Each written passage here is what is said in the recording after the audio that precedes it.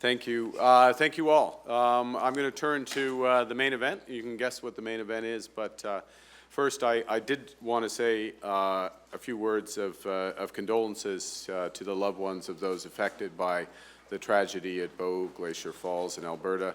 On behalf of those who lost their lives in this tragic incident, their families, and recovery to those injured. And I want to thank the first responders and Parks Canada employees who've been conducting the search and rescue efforts over the course of the last 24 hours. So why we're here. We would only keep you here this late on a Friday, the first day of summer, for something that is really, really important. And today is a very important day for Canada. Bill C-5, our government's One Canadian Economy legislation, has just passed the House of Commons.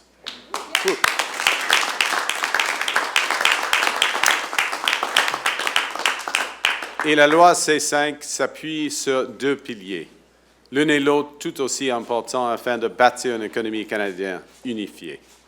Cette loi vise la construction d'une économie plus forte, plus compétitive, plus résiliente, qui profite à tous les Canadiens et Canadiennes.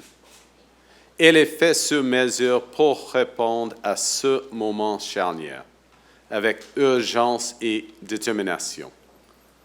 The first part of the bill eliminates federal barriers to internal trade and labor mobility, as first promised by the Minister of Internal Trade, Minister Freeland.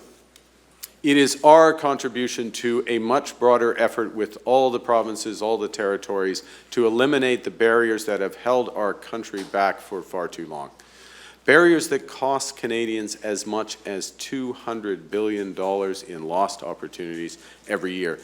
That's equivalent to around $50,000 for every Canadian. And with the changes to labor mobility, it will help Canadian workers to do their jobs wherever they want to in this great country. The second component of this bill is especially consequential for our nation. Le Canada est un pays qui autrefois bâtissait de grandes choses. L'Expo 67, de sa conceptualisation à sa réalisation, n'a pris que 4 ans et demi. The St. Lawrence Seaway, 7 locks stretching over 300 kilometers that transported more than 3 billion tons of cargo since it opened in 1959, took just 5 years from concept to building. These were some of the nation-building projects of our past. Major structures built with ambition and determination that connected and transformed our national economy. They represent much of how we will build again now. But today, with this bill, the word nation carries a much greater meaning. These projects will build our national economy, and through Indigenous equity and resource management, these projects will be built with Indigenous nations and communities. This is not an aspiration. It is the plan embedded in the bill itself.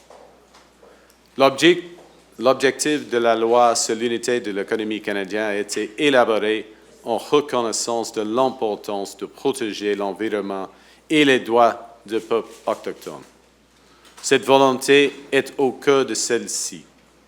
Avec cette loi, nous allons identifier les projets d'intérêt national, c'est-à-dire ceux qui renforcent l'autonomie, la résilience et la sécurité du Canada, présentent des avantages indéniables pour le Canada, ont une forte probabilité d'être menés à bien, contribuent à une croissance propre et aux objectifs climatiques du Canada et mettent de l'avant les intérêts des peuples autochtones.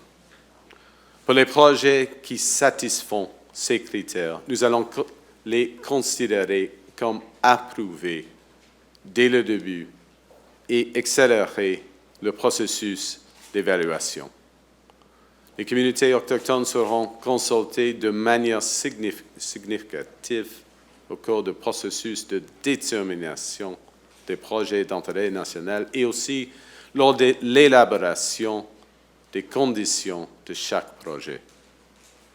Through Canada's United Nations Declarations Act, federal laws are to be in alignment with UNDRIP and therefore respect the principle of free, prior, and informed consent. It's the right thing to do. The Major Projects Office, created by this bill, will have an Indigenous Advisory Council whose core function will be to honor Section 35 rights in the implementation. It will have First Nations, Inuit, and Métis membership and regional representation.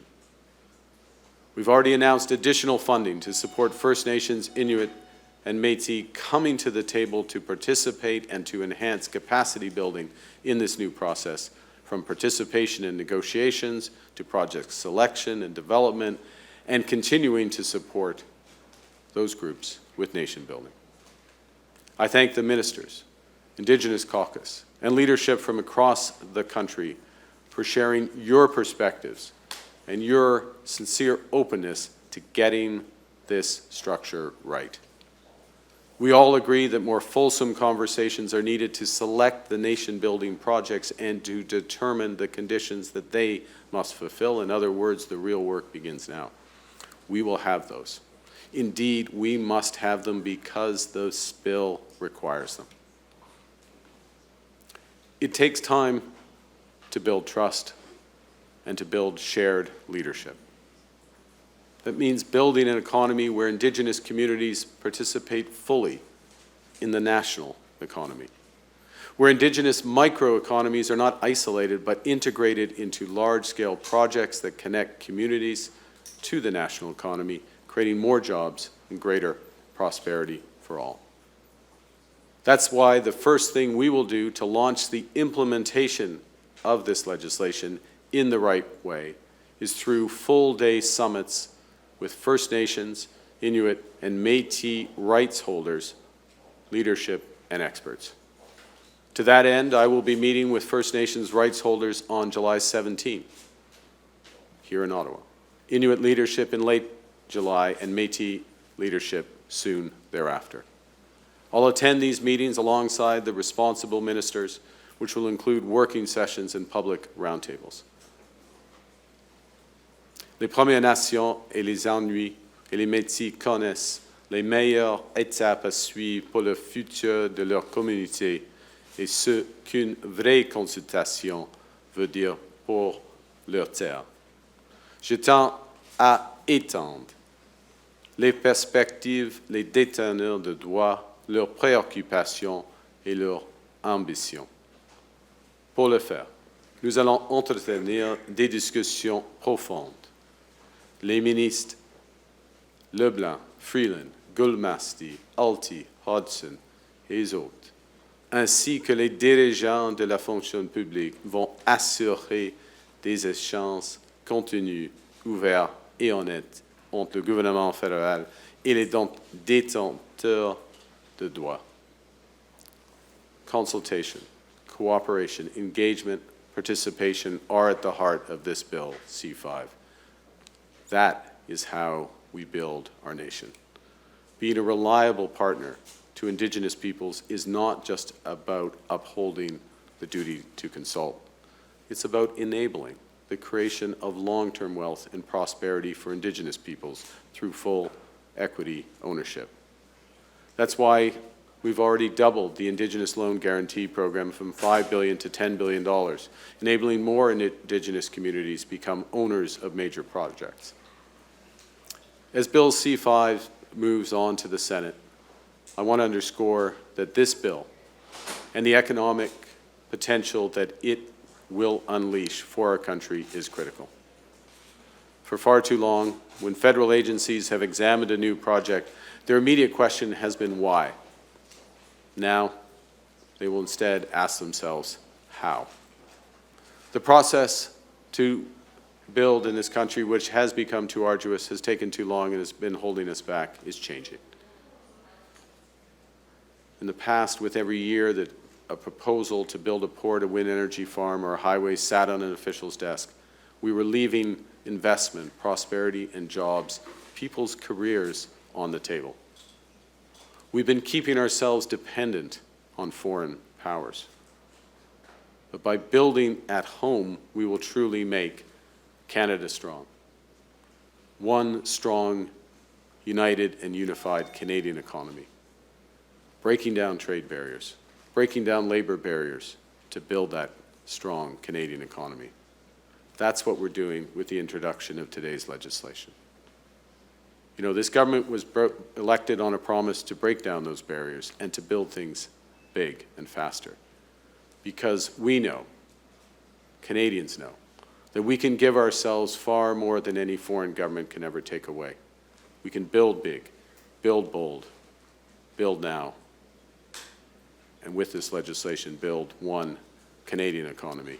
Nous pouvons bâtir un Canada meilleur pour des générations à venir.